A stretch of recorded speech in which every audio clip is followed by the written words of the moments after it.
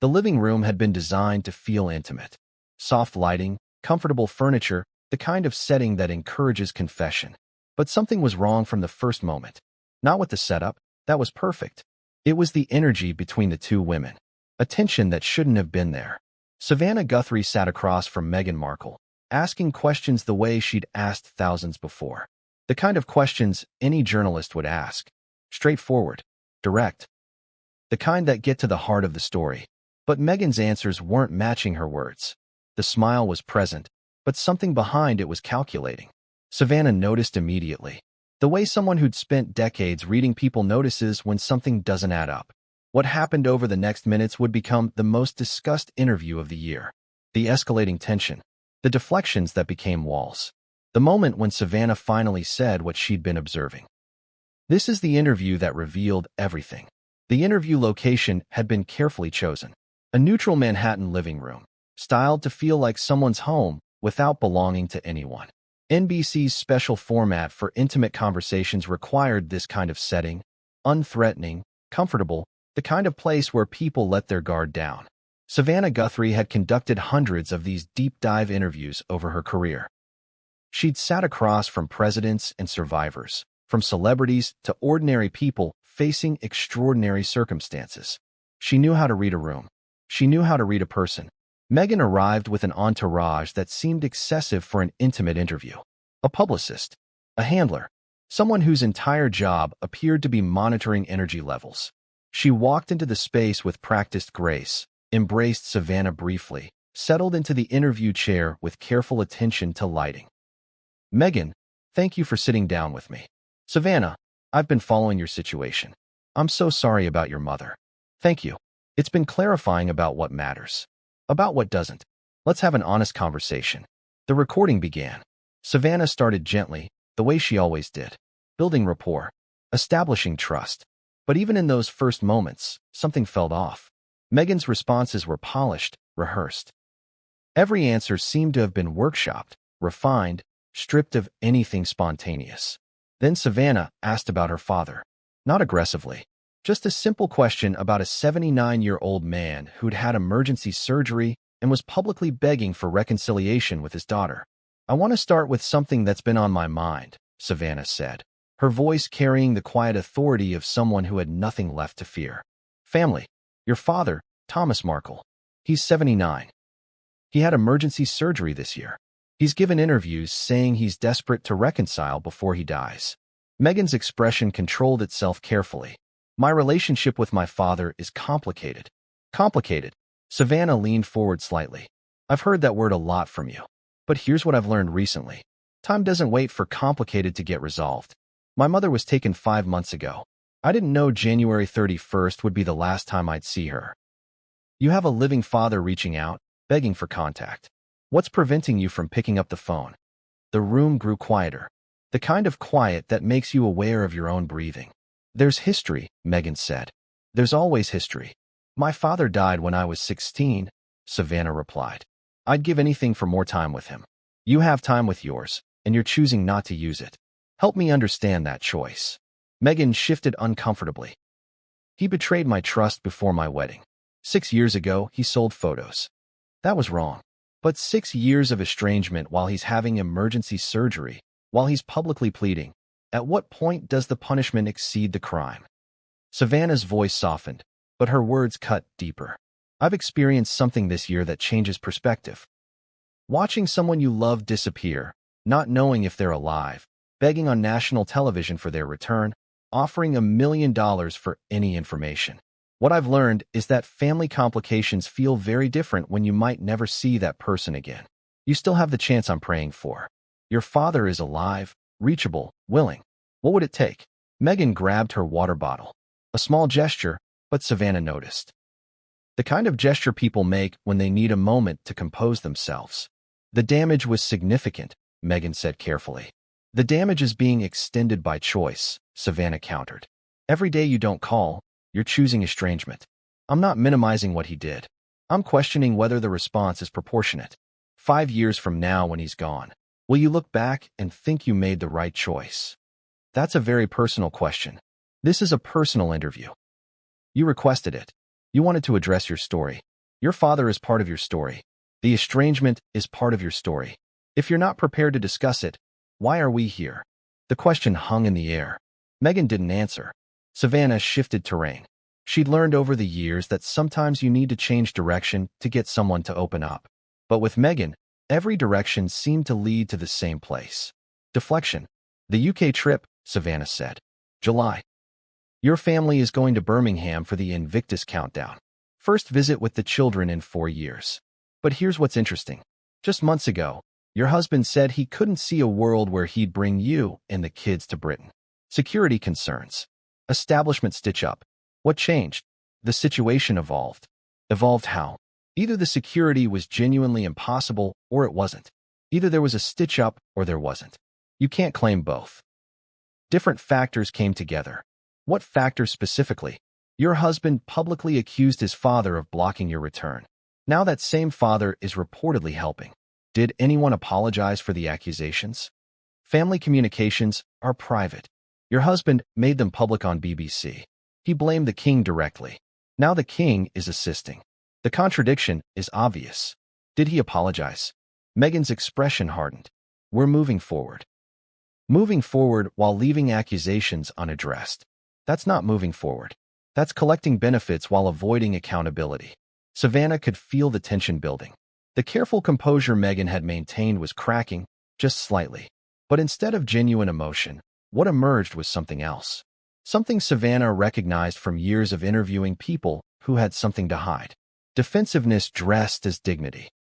NBC's special format for intimate conversations had always been designed to create a safe space for honest dialogue. But what Savannah was witnessing wasn't honesty. It was performance, carefully managed, strategically calibrated, and utterly devoid of the authenticity that real connection requires. She decided to press harder. Netflix, she said. The reports have been extensive. The As Ever brand dropped. Sources saying the mood is we're done. Products being given away to employees. What happened? Creative partnerships evolved differently. That's corporate language.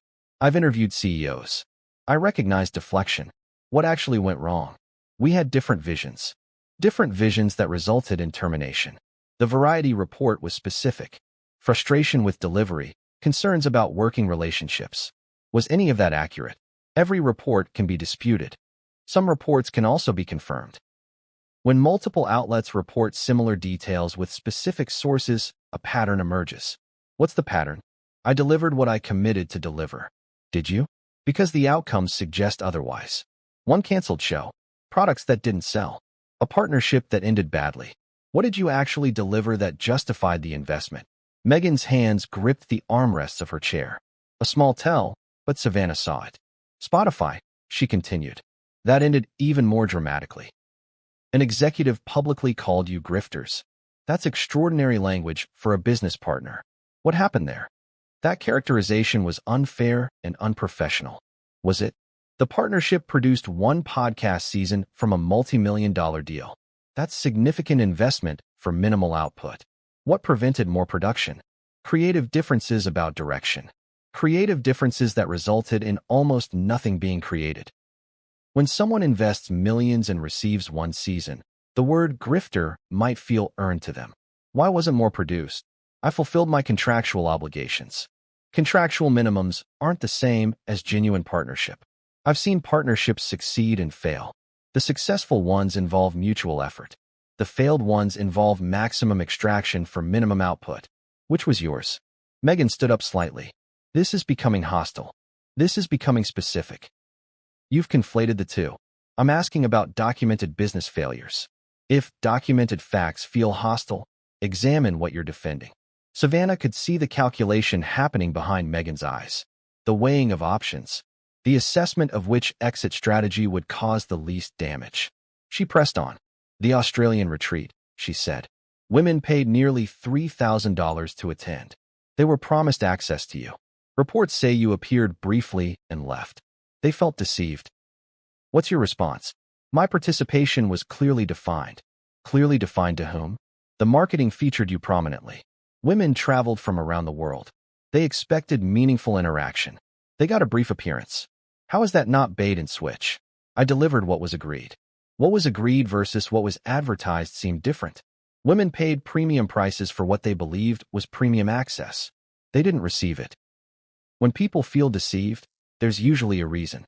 I can't control people's expectations. You can ensure marketing matches delivery. That's basic business ethics. When there's a gap between promise and performance, the person who profited from the promise bears responsibility. Meghan's composure was fracturing. The careful mask was slipping, and what emerged wasn't vulnerability. It was something harder, something practiced. Savannah leaned forward. Her voice dropped, becoming something more intimate, more personal. "Let me share something with you," she said. "I've been a journalist for decades. I've interviewed presidents, survivors, people at their best and worst. I've learned to recognize authenticity. When someone is being genuine, there's a quality to their responses, a specificity, a willingness to engage with difficulty." She looked at Meghan directly. "What I'm experiencing with you is different. Every question about your business failures gets corporate language. Every question about your family gets privacy claims you've never practiced. Every question about anything specific gets generalities. There's no genuine engagement, just positioning. I've been genuine. You've been strategic. Those aren't the same things. After what I've been through this year, begging for my mother's return, facing the possibility she's gone, I can recognize the difference between real grief and performed grievance. What I'm seeing is performance." Meghan's hand went to her purse, the universal signal of someone preparing to leave. But Savannah wasn't finished. "The gift," she said. "You sent in as ever gift box with a handwritten note to an influencer who spends his time attacking William and Kate, calling them names, making accusations. You personally rewarded him. What? I send gifts to supporters of my brand. Supporters who attack your husband's family. That's not random gifting. That's endorsement. You're telling him, keep doing what you're doing." How do you reconcile that with any claim of wanting family reconciliation? I can't control what supporters do online. You can control what you reward. A handwritten note is personal, deliberate. You chose to acknowledge someone who makes his living attacking your family. That's a choice. You're reading too much into a business decision. Business decisions reveal priorities. Your priority was rewarding someone who attacks your brother-in-law while allegedly wanting reconciliation. The contradiction is obvious to everyone watching. Savannah continued, her voice steady but relentless. "The AI speech," she said. "Geneva, you spoke about the dangers of artificial intelligence. Critics pointed out your speech itself appeared AI-generated. The irony was noted. What's your response?" "My remarks were heartfelt and personal." "Were they?" "Because heartfelt and personal usually has specific quality, particular phrasing, individual voice. Your speech had generic qualities that prompted the observation. Did you write it yourself?" "I contribute to all my public remarks." "Contribute to, not write, not create." That's interesting language. What percentage was your actual words versus staff or AI assistants? I don't quantify creative processes. Most people can say I wrote my speech or I had help. You're doing neither. While warning about AI dangers in a speech that sounded AI-generated, the irony writes itself, or the AI writes itself. Meghan grabbed her purse. "This interview is becoming something I didn't agree to." "You agreed to an honest conversation," Savannah said, not moving. "This is honest conversation. I've asked about your business failures, your family estrangement, your contradictions. Those are the topics anyone would ask about. The discomfort you're feeling isn't because the questions are unfair. It's because the questions are accurate. Your questions have been hostile from the start. My questions have been journalist questions. I've asked them to presidents who faced harder interrogation. You're treating basic inquiry as attack. That tells me something about what you're protecting. I'm protecting my privacy. You've never had privacy. Oprah interviews, Netflix documentaries, magazine features. The privacy you're claiming contradicts your entire public life. You share when it serves you. You claim privacy when questions get uncomfortable. That's not principle. That's strategy." Meghan moved toward the exit. "I expected better from you." Savannah stood slowly. The movement was deliberate, controlled. "You expected difference," she said. "You expected someone who'd accept your narrative without question. You expected the kind of interview where you control everything." She paused. "What you got was someone who's been through actual tragedy, who knows what genuine pain looks like. who can recognize the difference between real suffering and performed victimhood. You've built a career on grievance. I've faced actual loss. We're speaking different languages. Meghan paused at the door. You don't know what I've been through. I know what you've shown. And what you've shown is someone who commodifies difficulty, who monetizes complaint, who has turned every challenge into content. My mother was kidnapped.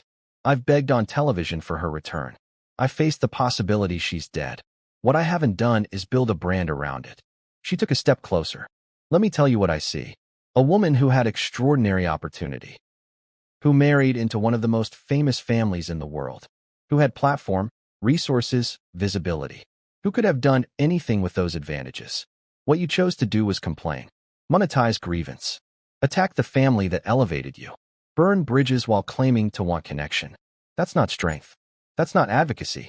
That's someone who couldn't handle the responsibility that came with the opportunity. Meghan's hand was on the door. History will judge. History is judging now. Every interview, every business failure, every contradiction. The judgment is forming in real time, and it's not going the way you think. Meghan left. The door closed behind her. Savannah sat back down slowly. The camera lights were still flickering. The crew was silent. You could hear a breath held too long. She took a moment, composed herself. Then she looked into the lens. I want to explain what just happened. She took a breath. I've been doing this for a long time. I've interviewed people in every circumstance imaginable. What I experienced just now is different. Every question about her contradictions got deflected. Every question about her failures got blamed on others. Every question about her family got privacy claims she's never honored. She paused. Her voice wavered, just slightly. 5 months ago, my mother was taken from her home. I don't know if she's alive. I faced the worst thing a daughter can face. What I've learned from that experience is what actually matters. Family matters. Time matters. Opportunity matters. She looked at the camera with something raw in her eyes. She has a living father she won't speak to. She has opportunities she's squandered. She has time she's wasting on grievance. From where I'm sitting, from what I've learned, that's tragedy of a different kind. Self-inflicted tragedy. The kind you choose. I hope she finds what she's looking for, Savannah continued. Peace. Clarity. Some ability to recognize her own role in her circumstances. But until she does, these interviews will keep going the same way. Questions. Deflection. Departure. She straightened. I've faced actual loss. I know what genuine grief looks like.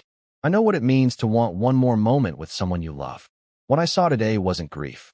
It was grievance. And there's a world of difference between the two. The aftermath was swift and devastating. Clips of the interview spread across social media within hours. News outlets dissected every exchange. Commentators weighed in. The public response was overwhelming, and overwhelmingly in Savannah's favor. For Savannah Guthrie, the interview became an unexpected demonstration of what genuine tragedy teaches. The clarity it brings about what matters and what doesn't. The ability to recognize performance when you've experienced reality. For Meghan Markle, it was catastrophic. Savannah wasn't hostile media. She was a respected journalist going through the worst experience of her life. Her mother kidnapped, possibly dead, being unable to connect with someone in genuine crisis. Walking out on Savannah Guthrie exposed something no PR strategy could address. But for the millions who watched, something else emerged. The contrast between Savannah facing actual tragedy with grace, still doing her job, still asking questions that needed asking, and Meghan's inability to engage with any of it, told its own story. Savannah asked about her estranged father. Meghan deflected. Savannah asked about business failures. Meghan blamed others. Savannah shared genuine grief. Meghan offered performance. And in that contrast, in that devastating gap between real suffering and manufactured victimhood, everything anyone needed to know about what Meghan Markle had become was revealed. Some people face tragedy and learn compassion. Others perform grief while avoiding real connection. Savannah learned the hard way. Meghan proved she hadn't learned at all.